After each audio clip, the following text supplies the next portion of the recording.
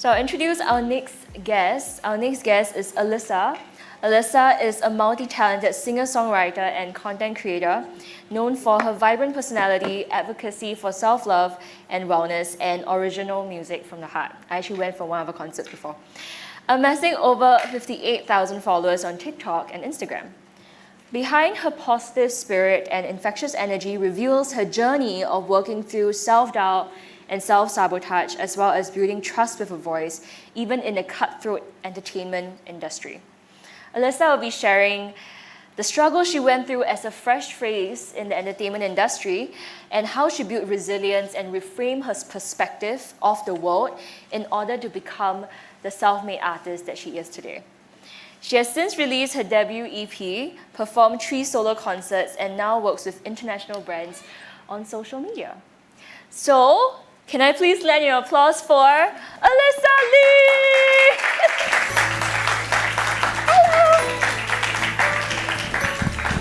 Oh my god. Ah! Friendship. Hi guys. So I want to tell you guys that how Alyssa and I met. Sure, let's do it. Yeah, so Alyssa and I actually met 2 years ago on the set of a reality show, and we're both the cast of that reality show. Don't worry if you don't know it. Don't search it up. Don't watch it, okay? They're gonna search it. Don't search it. You won't be able to find it. But essentially, we went on the show. It was like after COVID, and I just wanted to have some fun.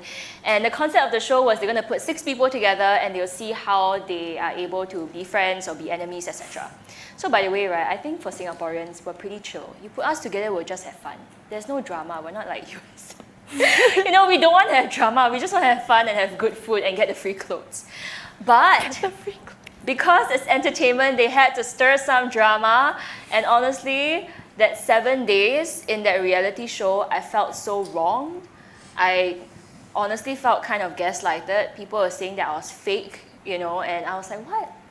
I don't understand. Like, why, out of the 6 cast members, 4 of them, which is basically other people except for us, they were like hating on me. And I think they were kind of hating on you too. I'm pretty sure they said things like, oh, she's so positive, it can't be real, And Alyssa is the only person in that cast that didn't hear what people have to say about me and just made her own judgments about myself just based on her interaction with me, which I think is what everybody deserves. And till this day, we're friends. So, hey. and truly, right, the reason why I want her to have here on this show is because she is such a positive energy. She's so vibrant, she's so smiley, but when I take walks with her through nature, when I have coffee with her, and she shares with me about her journey, her challenges, I am like shocked. I'm like, wow, I can't believe that you can be this positive spirit with the amount of things that you have been through in your life. And she has so much wisdom and so much insight, and I'm so excited for you to be here.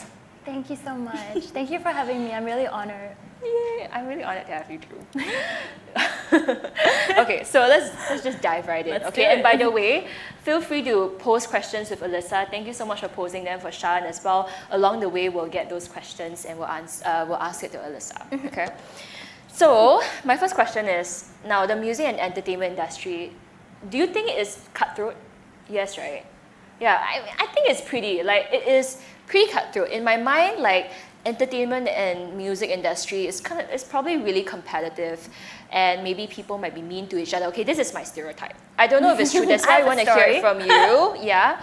So please share that story and maybe share a little bit of your experience of being that fresh face in that industry. Okay.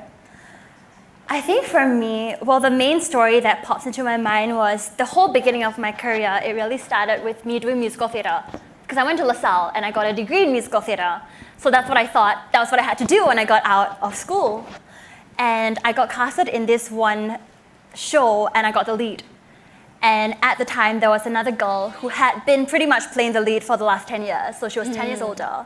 And I was not expecting the way that she responded when I got the casting. So I think the first thing that she said to me was something along the lines of like, oh, you don't even look like, you're not even the right physique for the character. Like I'm closer to the physique of the character. And then she was saying like, oh, you only got that show because I think I wasn't available for that particular casting. And then I remember when we were actually in rehearsals, right before show started, she would sing off key into my ear, and then I would have to still sing on key, right? Because I didn't want to mess up. And then she'd look at me and she'd say, oh wow, you're so good. People sing off key can still sing on key. I'm like, alrighty then. So I think that whole process, that was about 3 months, right? Because it was 1 month rehearsal and 2 months of show. And I think that was about the point where I was like, I think I'm pretty done with the theater scene. I'm not saying that it's the same for everyone, but that was my experience. And so that's when I hopped to music. And then I kind of just adapted along the way and just kept changing it up whenever I felt like, okay, something's not right, or I'm not feeling fulfilled, or maybe the environment isn't for me. And then I just went to seek something else that I felt was more aligned with who I am. Right.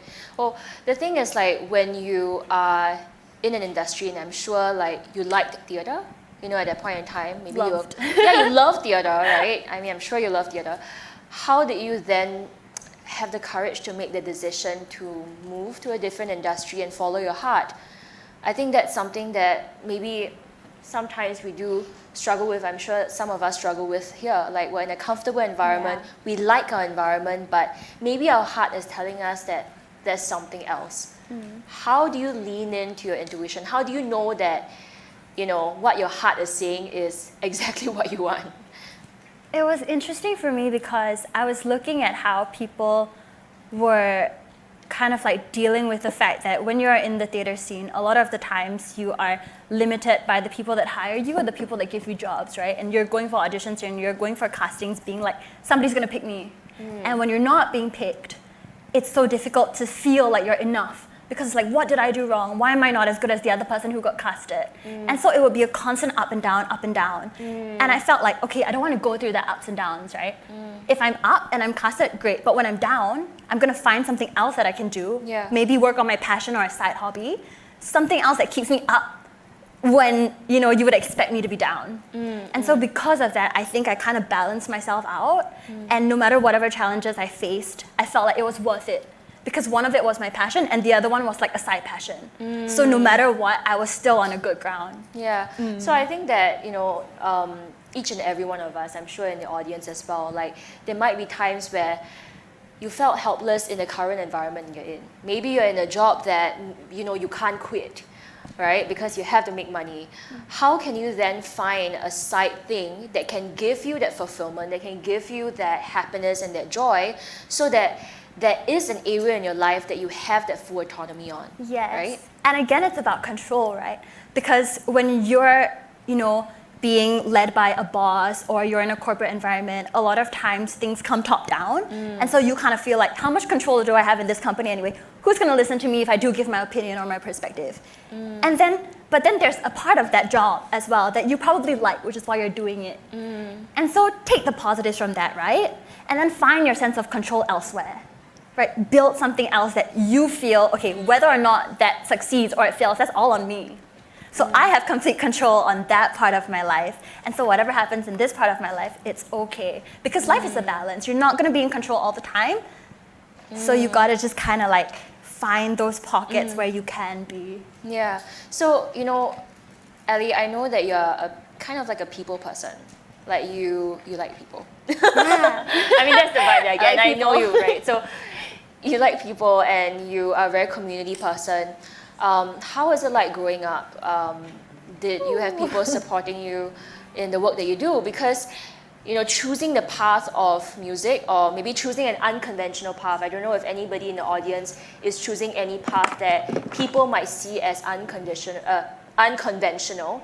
It might be hard to deal with opinions from certain people. So I was wondering if there were people that were supporting you. Was there people that did not support you? Okay. So before I did performing arts, I got into LaSalle when I was 18, right? So before I was 18, I had zero experience, no singing, no acting, no dancing experience. And I think when I told it to my parents, like, I want to go to LaSalle, they kind of thought, like, are you crazy? Like, why do you think you can make it in? And so I think that was like hearing it from them, I understood where they were coming from. They didn't understand where I was coming from because they felt like they didn't see the progression. It was like out of the blue. Yeah. But it was something that I was trying to bring across for so many years. Yeah. But I think because I also have like 5 siblings, so all of that, Alyssa's dreams and Alyssa's passions just gets lost in the noise when you're so busy handling everything else at home. And they might not have noticed because parents have their own challenges too. And also when you have 5, you have 5 siblings, so that's 6 children in total, right? Like your focus gets divided and they might not have noticed that you had those passions. Yeah. So that was a tough hurdle to overcome. And then when I actually got into LaSalle, the other hurdle was that there were 5 people on the panel. And 4 of the lecturers said, I don't think she should get into school because she's so inexperienced. I think she needs to live life a little bit more. She's too naive. And then your professors at that. Yeah, I mean, they weren't my lecturers at the time. They were the panel at the auditions, right, to get into school. But then one of them, he told me years later, he said, on that day when you did the audition, everybody was like, nah, she's not going to get in. But I saw something in you. And I felt like, I see like, you have the seed that I want to nurture. And so he fought for me to get into school. And to me, it's like one person can literally change your life. He literally changed my life. It's crazy. Yeah. It's like at your lowest moments when you doubt yourself and everybody is doubting you, you need that one person that you respect that would tell you that I see value in you, I believe in you. And just that one person's belief can propel you just a little bit more to the next step. 100%. Yeah, that's so true. I mean, if you want to talk more, we can. When I was in class, so because I was so inexperienced and everything, there were people who had already graduated with like diplomas or prior degrees. So I guess like with that little experience, how did you still manage to find your voice within the space of people with more experience? How do you build trust as an artist? Or wait, that was in theatre. That was in school. Oh, in it was in school. Theatre school. Yeah. So how do you still like believe that you can make it when you are surrounded by people that are quote unquote more experienced than you? Right? I mean, not quote unquote. They are more experienced than you. One of it, I feel, for me was just a very strong calling that I had since I was a kid. I think a lot of us silence our inner voice and our inner child, but when we really go back and look at that, You need to say that again. I think a lot of us silence our inner voice and our inner child. And when we really go back and we peel off the layers, you kind of know what it is that sets you on fire. You know what makes you happy. How does peeling the layers look like? Because like how? Right? People say like lean into your inner voice. How do you lean into your inner voice? The biggest thing for me was to be able to talk it out. Whether initially it started with crying it out, right? But after crying and after shouting and after screaming, slowly you calm yourself down and you get to an emotional level and a place where you can actually start talking about it. And that's when you can start breaking it apart. Like, where are these beliefs coming from? Like, is it real? Am I really that bad? Like, do I really not deserve the this? challenging, right? Because honestly, we can't trust our brain. The thoughts that we have in our head, we can't trust them, right? They're usually not true. Can you do it? Future is uncertain. You will never get there. That is just our protective mechanism trying to protect us, right? And it's trying to say, hey, I don't want you to be hurt. But in the process, it chooses the ways of actually hurting us by putting us down. And that is that little inner critic in our head. So as we're talking about this, we have someone in the audience that asked a question that's very relevant. I don't know if this is actually someone's name, Alyssa, Lenny, or is it just Lenny? Oh, Alyssa? And we have the same name. Oh, okay. Please ask your question. Is it on? Hello? Oh, can we see if it's on? I think at the bottom? Hello? Oh. Okay, so I have to read from the screen. Self-love journey is not a linear process, and personally I've had like a lot of setbacks and I often do not know how to cope with it. So how do you cope with setbacks? For me, I think, honestly, the first thing I do is I call my best friend. So I think having a community, having people around you who you know will support you is very important. The next thing that I do, which I think I learned from my teacher, but I adopted it a lot more recently, I make sure that I have time to myself. So whether that's meditation or whether that's journaling or whether that's, listening to a podcast like Jay Shetty or something, I think it's very important because a lot of times, and my teacher told me this, a lot of the answers you have are within you. So when you go out there asking everybody for advice, asking everybody for answers, they can only give it to you based off of their own experiences and their own belief system. So you still need to go back, even after you've asked for advice, to go back and be like, what do I actually believe? Is this aligned with who I am? You know? So a lot of those answers really just come from you taking time to yourself. People are so scared to be alone. But like if you can make your mind your best friend, you're always going to be in a safe space. So that's a basic thing. Make your mind your best friend. Okay, thank you. That is so powerful. But honestly, I think that is the number one skill that we need to learn as a human being, that I wish was taught in school. How do you speak to yourself? Yes. How do you befriend respond yourself? to the inner critic in your head? Yeah. And I love what you said about how people giving advice can only give from their perspective. That's why one of my life philosophies is to don't seek advice, seek perspective, and then come back to you, which is you are the CEO of your own life, so seek your CEO brain and go like, hey, which one of these perspectives relate to me? Which one of these perspectives do I want to take? Yes. And ultimately, it's like asking yourself which one you want to go with. Never following someone just because they're more experienced or you respect them or you just admire them. And that is such a powerful lesson. Yeah. Leaning in to your inner voice. Spending time in nature as well. Spending time in nature, that's very important. And also, I mean, like going back to that point, it's because you are unique in yourself as an individual, right? If you just listen to what another person has to say, you're going to become them. Why do you want to completely become them? Yeah. You want to maintain that sense of individuality because that's what makes you special. I want to ask one more question from the audience. I think this is a really, really good question as well. Darren, do you ask a question? Yes, you did, right? Your name is there. So can we have the mic for Darren? Oh, you can just speak. Yeah, maybe you're loud enough. Oh, better not true. Hi, I'm Darren.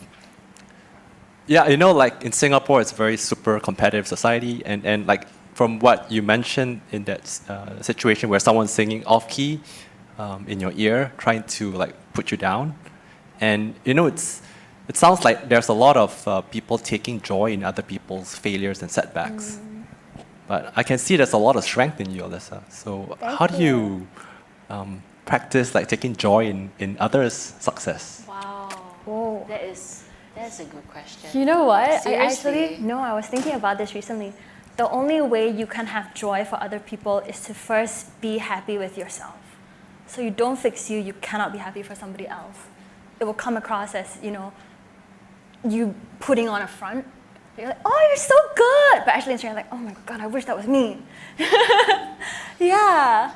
So I think it's really just about figuring out all the things about yourself first that are beautiful, all the things that you love about yourself first, realizing that you're already successful in your own way. And then you can look at somebody else and be like, no matter how successful you are, it doesn't take away from my success.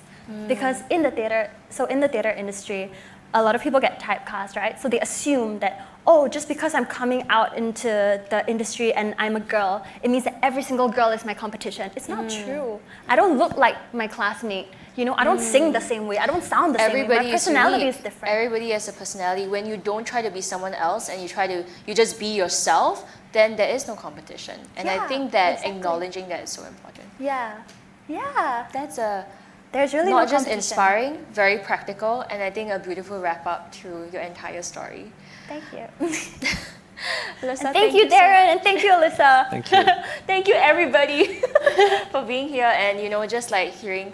Alyssa, thank you so much for sharing your journey and like literally peeling back the layers, allowing us to see you, your challenges, what you're going through behind the TikTok, you know, and all that. And by the way, Alyssa actually shares a lot of self-help, self-love, personal development tips and her journey on TikTok as well.